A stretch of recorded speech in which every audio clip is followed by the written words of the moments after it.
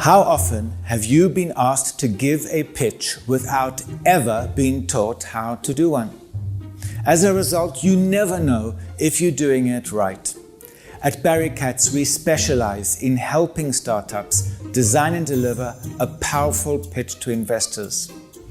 An investor pitch is one of the most important presentations in the life of a business. It's very important to understand that investors see many opportunities, so we really need to make ours stand out. The three key mistakes I see startups make all the time are in the following areas. Not getting full engagement from the beginning.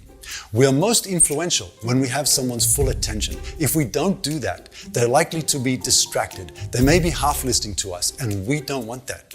The second mistake is not establishing credibility from the outset. Your audience is likely to be wondering, will this really work? Is it actually viable? We want to establish before we go into our presentation that it's not only technically possible, but commercially viable as well. The third mistake is lack of clarity. Many startups are complex. If we explain complex ideas with complex language, the result is confusion.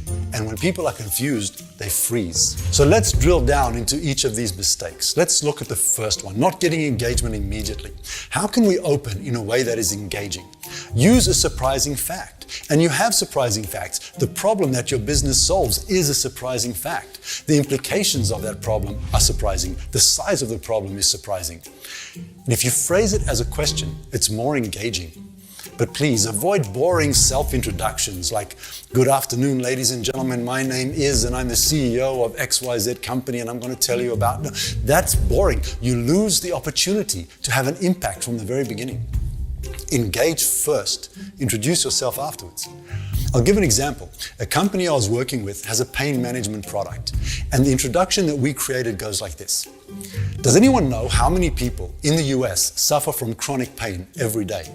100 million people, and they have no satisfactory solutions. So, by doing this, we've engaged the audience with an astounding fact, we've hinted at the size of the market, and we've suggested that there's no real competition. So a lot's been achieved with just that one paragraph. Mistake number 2, not establishing credibility immediately. See, if we don't do this, our audience is likely to be listening to us through a cloud of doubt. How do we overcome that? Your audience wants to know who else thinks this is a good idea other than you. So we can talk about high-level people on our teams or people who have given up an income somewhere else in order to work with us. We can mention high-level advisors or successful fundraising rounds, current customers, number of users, POCs, trials. Mention some success early on that says someone else thinks this is a good idea. It's called social proof. And if we establish our expertise early on, we call that your white coat. So put your white coat on early and establish social proof early. Mistake number 3 is lack of clarity. We often use confusing language to explain complex ideas. Now, people don't move forward on things that they don't understand.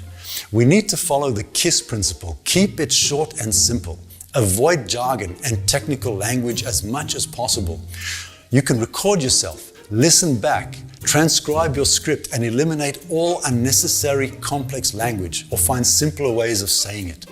So, 3 points to a really powerful pitch: engagement, credibility, and clarity. Good luck. Go get it. And be brief, be brilliant, be gone.